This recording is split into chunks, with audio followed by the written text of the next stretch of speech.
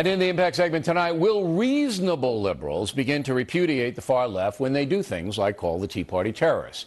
Joining us now from Washington, Democratic Congressman Dennis Kucinich, who did vote against the debt deal last night. Congressman, we respect your vote because we know you made it on principle, as we respect the Tea Party votes. Will you, right now on this program, repudiate the far left using the terrorist analogy? Well, no member of Congress should be referred to as a terrorist. In the heat of the moment, people say things that later on one would hope they would regret. I serve with members who represent the left, the right, and the center. That American eagle, never forget it, needs two wings to fly, and we shouldn't be trying to undercut our basic humanity with smears. We have to get America back to work, Bill.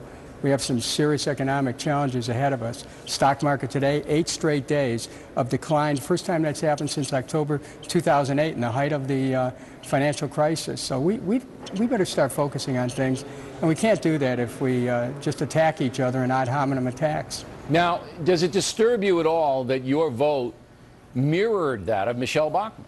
I mean, you couldn't get more opposite than you and Mrs. Bachmann. But you both voted the same way to say no to the debt compromise. So you guys, I guess, are coming closer together. You two are coming closer together. Together at last. Actually, there were 66 Republicans who voted against the deal, 95 Democrats.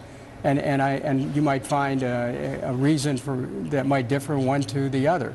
But the fact of the matter is, we're approaching a double-dip recession. We've got to get America back to work. And you know, in defense of my friends in the Tea Party, they didn't create this mess. I mean, the drivers of the deficit have been the wars, the Bush tax cuts, the recession that occurred because of Wall Street's inflating housing prices, and finally Medicare Part D. That happened in previous Congresses. So now we've got to find a way to move America forward. Okay, but here's the problem with that. And I got one more question on this Tea Party, and then I'll get into the economics of it with you. You haven't been called a terrorist by the New York Times or any of these liberal pundits on MSNBC, have you? I don't think you've been called a terrorist, have you?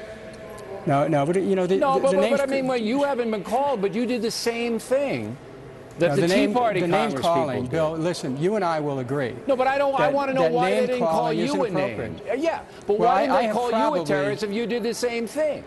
I have probably been called a few names, but let me say that we have to work with people in the Congress, and name-calling really should be name-calling should be beneath us. It's hypocritical when they attack the Tea Party people, but they leave you alone because you're simpatico with their left-wing views. Now, this is why the economy is stalling and why day after day we get bad news.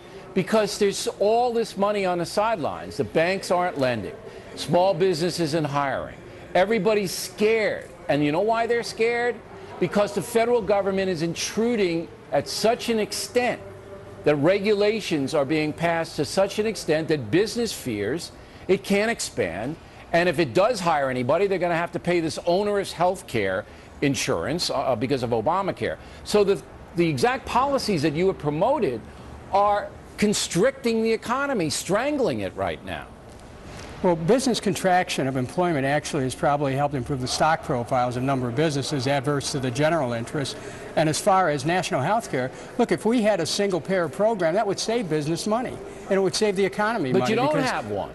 You have I know, and I advocate that, Bill. I do advocate that. I know that. But you have what passed was a hodgepodge of regulation, and in 3 segments back from now the federal government is ordering the health insurance companies to pay for all breastfeeding stuff, all female birth control stuff, all preventative measures for doctors for ladies that go in.